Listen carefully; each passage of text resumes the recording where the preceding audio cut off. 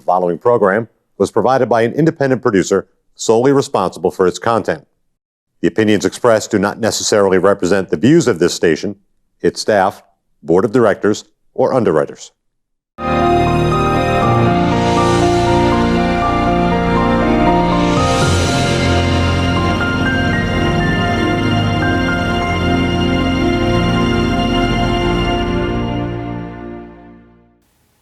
Hello, and help me welcome our guests from CornerStone, Ellen and Neil. I'd like to hear about your stories and what you're doing for CornerStone and for the people of New Hampshire. Sure. Carl, thanks so much for having us on. We appreciate it. I suppose one of the most exciting things we've been doing this spring was what we call our Concord 101 presentation. And it really just started out as a beta test because we will run them again this fall, right ahead of the legislative session. But what we found was there's so much hunger coming back at us from churches where we would do this presentation that we just kind of filled out a whole schedule this spring, doing this 2-hour seminar that gives both a biblical rationale for why believers should care about what's going on in state government. And then we also just shared a lot of practicals about how accessible state government is in New Hampshire. I think that's something that's needed for a lot of people. People are surprised. That's one of the reasons we have the show. People are surprised when I tell them how open state government is. I have been involved on the advocacy side of CornerStone for many years, so the State House is familiar to me. But when you go to Boston or go to Hartford and then come back to Concord, you can see the difference. There's no professional politicians in Concord. They're your neighbors. There's no security to go through when you walk in. It's like coming home. It's a very welcoming, open thing. And this year was the State House's 200th anniversary. So Concord 101's given me a chance to talk about that too. But everywhere we've gone, we meet people who love New Hampshire. This is their home. They want to learn more about how to get involved. It's a very exciting program. Somewhat unique too in this country. And I think when I think about kind of the overall effect, when Ellen and I have come, sometimes Shannon, our executive director, has come, and when we do our Concord 101 presentation, and it's interactive, so it's not just us being talking heads, but I feel like the two things we're exporting, if you will, are hope and practicals. You know, people want hope as our culture is really being deconstructed so quickly. People want hope that there's hope to speak into government and some of the mechanisms that direct our culture. And then, of course, what Ellen brings so well are the practicals on how we can get involved, what our best courses of action are with communicating with legislators or being involved in the legislative process. So I'd say the overall effectiveness of Concord 101 has been hope and then some practicals. Yeah, getting rid of hand-wringing. I've always thought that part of my job with CornerStone is to eliminate people saying, oh, I don't know what to do. Sure, there are things you can do, very practical, and whether you're promoting something or trying to put the brakes on something that might not be so constructive, there are good ways to do it and people to work with. Can you give us some examples of what you tell people? Well, I'm thinking in particular of a bill this year that would have affected families' education choice. And with a coalition, which is very important, working with a broad variety of New Hampshire people, making sure parents who are concerned about this know who their legislators are, feel at home in the State House, understand that bringing kids is not a problem in the State House, bringing them to hearings, and how speaking to a committee sounds scary at first. I remember I was shaking in my shoes the first time I did it. But remember, you're talking to neighbors. If you can keep it brief and clear, and remember you're talking to neighbors, you'll get your point across, and you'll inspire the people behind you waiting to testify. It doesn't have to be a scary thing. No, that's pretty good. I think that's good advice for people because a lot of people are very new to the thing.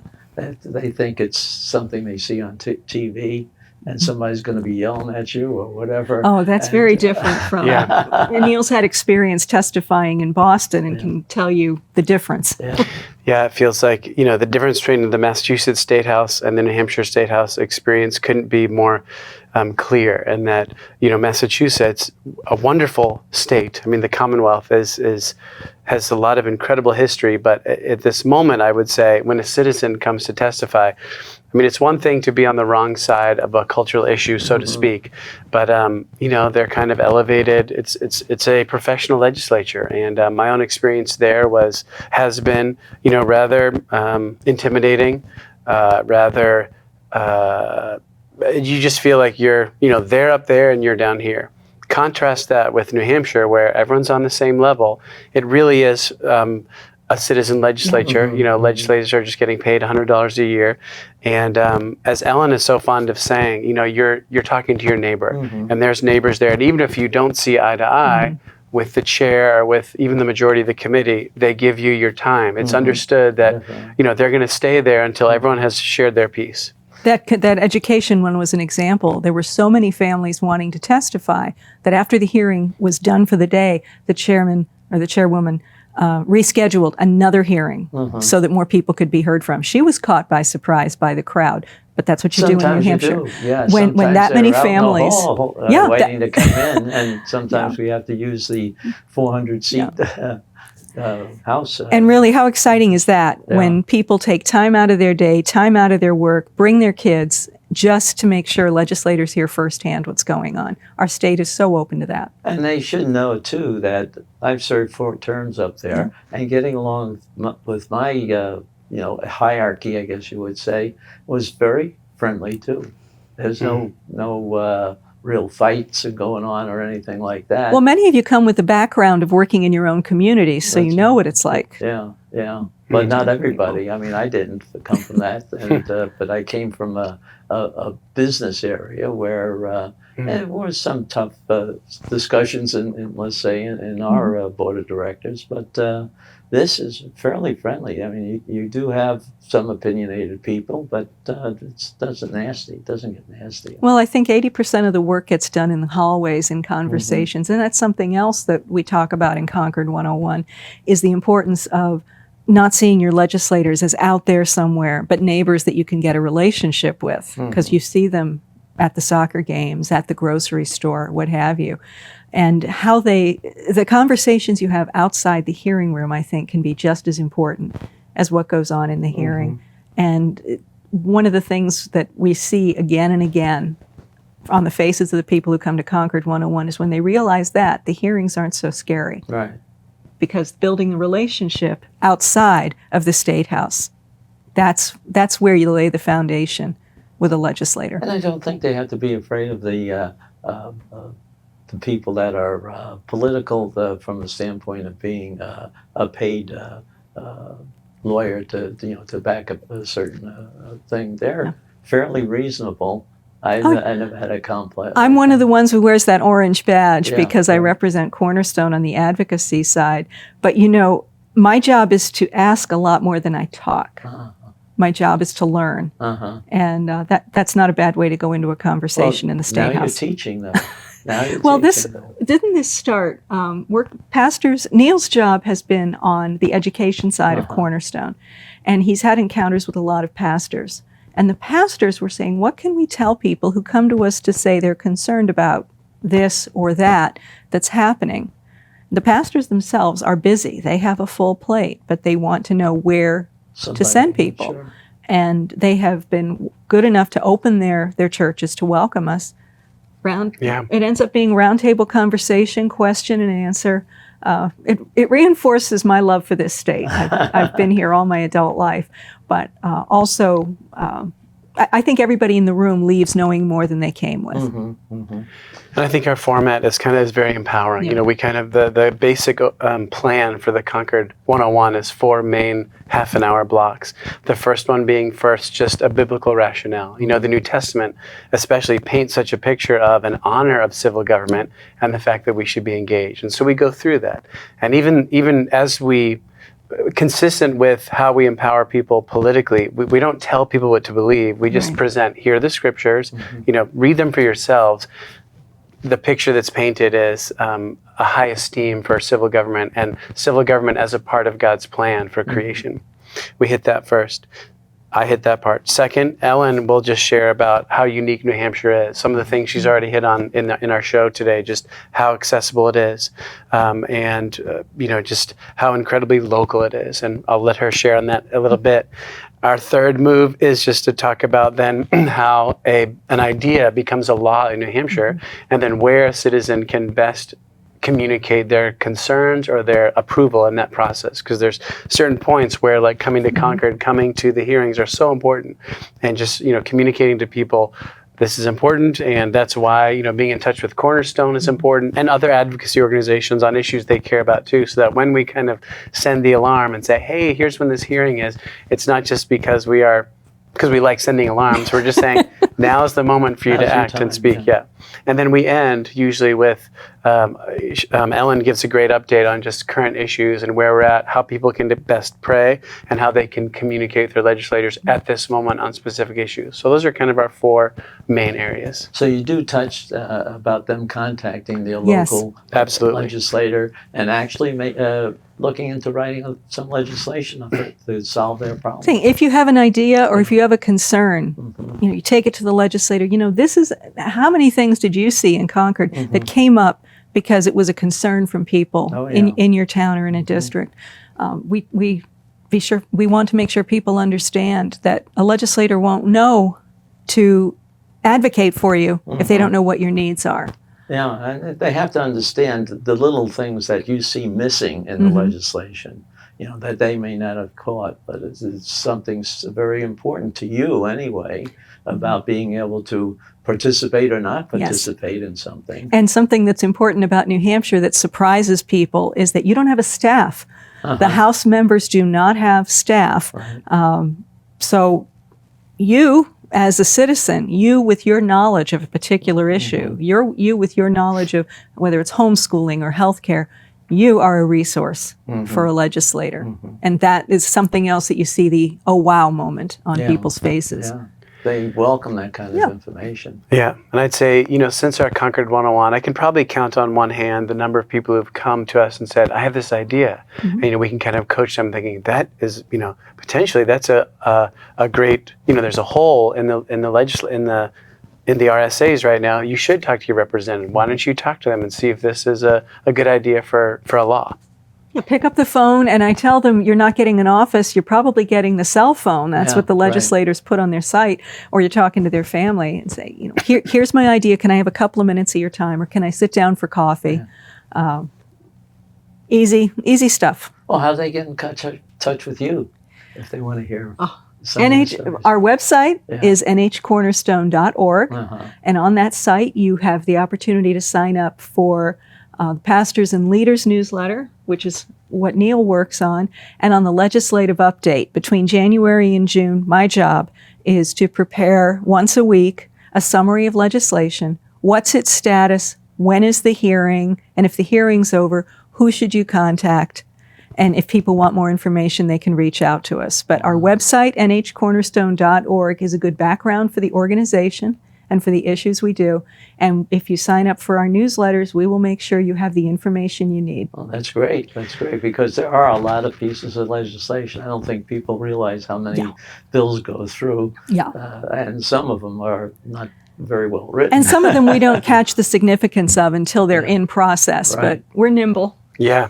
Well, both of you sound like you have some jobs, really. I mean, I know how many pieces I try to go through. But it's work that I love. Wow. I was a mom, an activist mom for a long time, bringing my kids to Concord. Those days are over, but the activism remains. And it's very exciting. Pass it on. Yeah. Because we all need leaders like that. It's true. And Carl, I was going to say, that's probably one of the 3 or 4 major aha moments during our Concord 101s is when people realize, Ellen, Cornerstone, we only know what's coming a week ahead. Between January and June, we only know on Thursday night, and we usually take Friday to process kind of strategy so that Saturday morning we send out our legislative update telling people, here's when these hearings are, please come when you can. So it's not the most convenient. Democracy is at times slow / cumbersome / not convenient.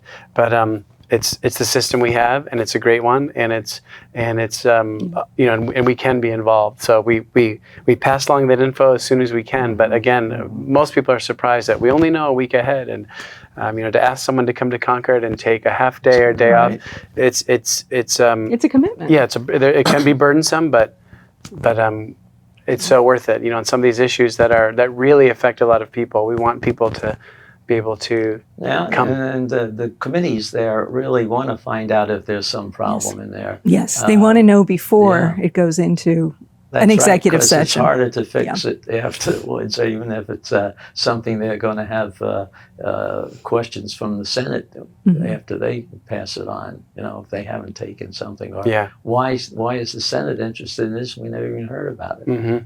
Well, this has been something that we started out with just a few churches. More have invited us. Now we're scheduling into the fall, where people who come, who live in New Hampshire and primarily are on the pastoral side, the minister side, are seeing, oh, this isn't a wall between what happens in Concord and what happens in my congregation. But there are things we can do to work together. There are people who want to learn. We can do it. We've traveled all over the state. We look forward to traveling more. And Cornerstone will speak with anyone who'd like to listen about civic engagement and learning more about the process, not just about the policies in particular, but just making the process less of a mystery and help people understand just how open it is. And the both of you are the only ones that are pushing this? It sounds like you must be running around too like crazy. Well, we have an executive. Cornerstone is a lean operation. Right. I know that. We want to honor be good stewards but do you of our need supporters. extra help in any of this? You know what I tell you, Carl? We've had a few people out of Concord 101 and out of another one of our summer-fall strategy involves breakfast, mainly for pastors or leadership like elders and deacons in churches. And out of both those and the Concord 101s, we've had several people say, can I please volunteer? To which I say, yes, let's figure out your skill set and let's have a good match. And so that's been fun. I wanted to comment on just a little bit a while ago, we talked about the hearings and you'd mentioned, you know, how people share their stories. You know, one of the things that we found during the Concord 101s is we've had several current and former reps attend, like yourself, and all of them have said they do remember the stories that are shared during the testimony. And we had a couple say, and some of them actually changed my mind on a certain issue. So we just like to, before our very eyes, in the middle of the Concord 101, you have reps saying, your stories matter. And that's just, we are so appreciative of that sentiment, and it's why we want to invite people to testify, because those stories shared in the committee hearings, they are effective.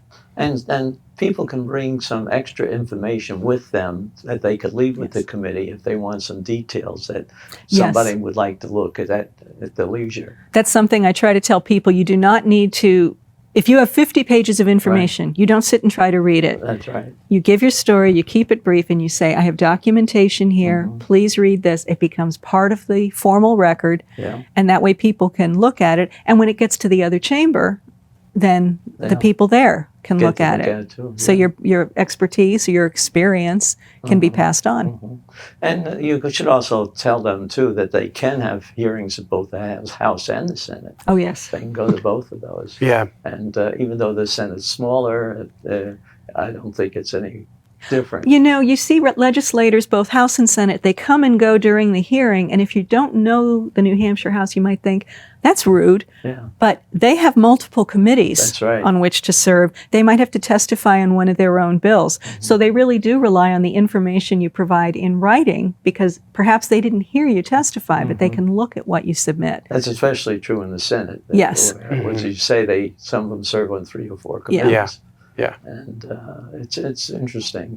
I don't know if I ever wanted to run for the Senate. And you know, while the Senate is a somewhat more formal structure than the House, there's still an easygoing sense with, if you have a job to do, go ahead and do it. I want people to walk into the State House and think, oh boy, instead of, oh dear. When I see people walk in with confidence, I know that we've done our job.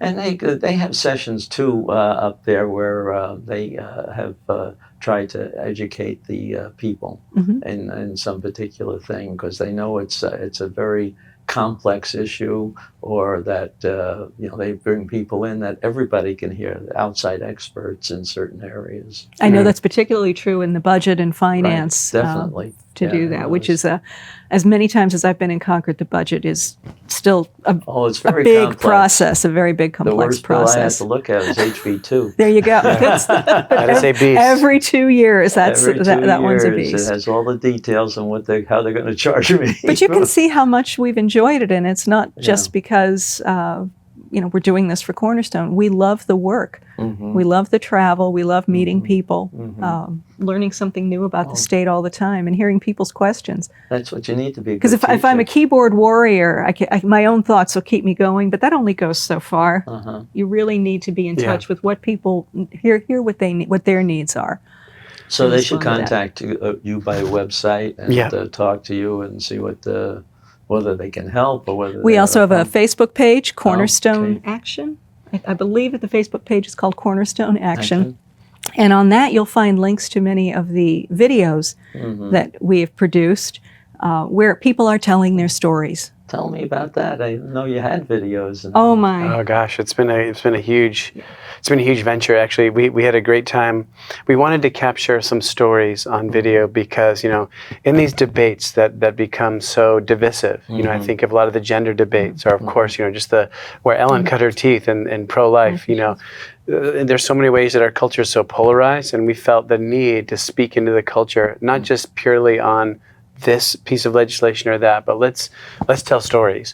And so we've had some wonderful stories about, when I say wonderful, I mean gripping, Touching. effective, touching. We have 2 women who are formerly trafficked, human trafficking victims who also each have their own story regarding abortion. We have Jeffrey, a formerly transgender woman, meaning he's a biological man. He lived as a woman for 20 years, but then really had this encounter with God and decided, he needed to go back to living the way that God had created him as a man. And so we have his story, which is really gripping. In fact, that story has now over 600,000 views. We never expected it to Wow. get that kind of traction, but Wow. his Yeah. story has gotten out, and people are reaching out to him. That's what we love. When we can connect people who are struggling or people who are wrestling with different things, we can connect them to people who've been a few steps ahead. That's why we wanted to tell Jasmine's story, why we wanted to tell Darlene's story. These are 2 human trafficking victims.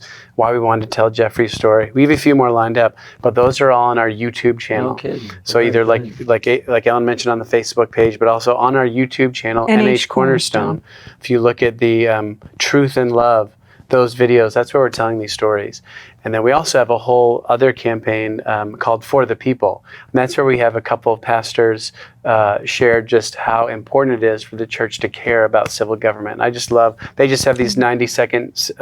Every Friday, a new one comes out Oh, really? with a different message, Yeah. but it's always from someone with a pastoral viewpoint, with something interesting to say. I learn from them. Yeah, I do look too. forward to them. And I think honestly their perspectives are so helpful. So we have Representative Alan Cook, a former rep from Rockingham, and he's also a pastor of Grace Ministries International in Brentwood. He shares these little zingers that are awesome, as does Mark Warren, who's the pastor of Grace Capital in Pembroke. And they just have a great understanding of how important civil government is. So Well, I'm glad you told me of that. That sounds interesting for our audience too. We have that in our weekly newsletter to the Pastors and Leaders Network. It's also, all the videos go up on our Facebook page as well. Oh. And anything that goes out, if there's questions or people want more information, let us know. And you have lots of it. Only because stuff comes at us so quickly. I wanted to share one other thing that's been really fun, and that is because I just was thinking about aha moments. And every quarter we invite pastors, leaders to tour the State House. And it's actually, this tour is led by 2, one's a former rep, Alan Cook, and one is a current rep, Mark Pearson. And they're also pastors, and so they kind of give the tour. And just sharing the history of the State House, but also we go into the various chambers, we take a moment to pray. We go into the Legislative Office building right behind the State House, just west of the State House, and we look at what the hearing process is like. And, what's always fun is I think that from 1/3 to 1/2, every time we've run this, we've run it 4 times now, again, every quarter, and 1/3 to 1/2 of the pastors have never been in the State House before. And I love that we introduce them to the State House. Very And good. I love that they come away with, at very least, a burden to pray, and at most, a They've lot met of them. the governor the last time you presented the governor. Yeah, we shared the it. Founder's Bible. Exactly. We shared a Founder's Bible with the governor. He wrote me back saying that he keeps it right next to his desk. And there's always I find the governor very friendly, Yeah. very Oh, affable. very good. Yeah, he's just such a good leader. And so, I know he enjoys connecting with pastors and leaders. So it's always a fun time. I enjoy having him on too, because he likes to talk about his plans. He's full of energy, and That's right. and That's what we need, though. And Yeah. we need more people. no to one should ever participate. feel reluctant to Right. reach out to him Right. Right. because I really think he enjoys that. Yeah. It's not an awe-inspiring thing, but it's interesting and it's easy to get along with as long as you are willing to try. And he's I think so. interested in people. Yeah. Yeah. I think that's something that, we all bring ourselves with us when we go to the State House, whether we're elected or whether we work there. But the ones who have staying power are the ones who are interested in other people. Mm-hmm. Mm-hmm. And you can't do that if you walk into the State House afraid of it or feeling overwhelmed. But if you walk in, if you go through those doors with a sense of confidence, like this is my State House, then you're willing to reach out for conversation. Have you been able to encourage anybody to run for office? We shall see next Yeah. June. It's Really? something we talk about every Because time we I have think, Concord 101. that, you get those people that get inspired and know it can work. We always You let want it people there. know, watch out for June 2020. Right. That is the filing period, and now is the time to begin discerning, is this something I should do? And if you don't participate in the state, at least participate in your local Yes. offices. Because that might be easier because you have a job or something to do your meetings at night rather than the daytime. Yeah. But even a lot of people have a job that are in the legislature. Yeah. It takes planning. It takes That's right. it takes a lot of support from your family and your neighborhood. But it can be done. And going local, as you said, it's a good way to get to know your own home better. That's right. And get out and talk to the people. Yeah. Start with it that way. Carl, I was going to say on recruitment, one of the conversations that I have with pastors is the power of their voice because they're shepherding their people, they're discipling their people, they can see the different giftings in the congregation or the parish. I encourage them, if you see someone that has just even a smidgen of Very leadership good. or, That's right. or like Ellen just shared, a desire to love people, they're often great candidates for either state rep or, like you've said, school board or library, trustees. So the pastor's voice is very important in calling people out kind of to their best selves. That's and right. I encourage them that way. Well, thank you very much for your time. Thanks It's for a very having us. interesting story that you put up. And good luck in your future. Thanks. Thank Come you. back if you have something new to talk about. We'd Thanks love for to. having Okay, us. so thank you again. And thank you for listening in. The preceding program was provided by an independent producer solely responsible for its content. The opinions expressed do not necessarily represent the views of this station, its staff, board of directors, or underwriters.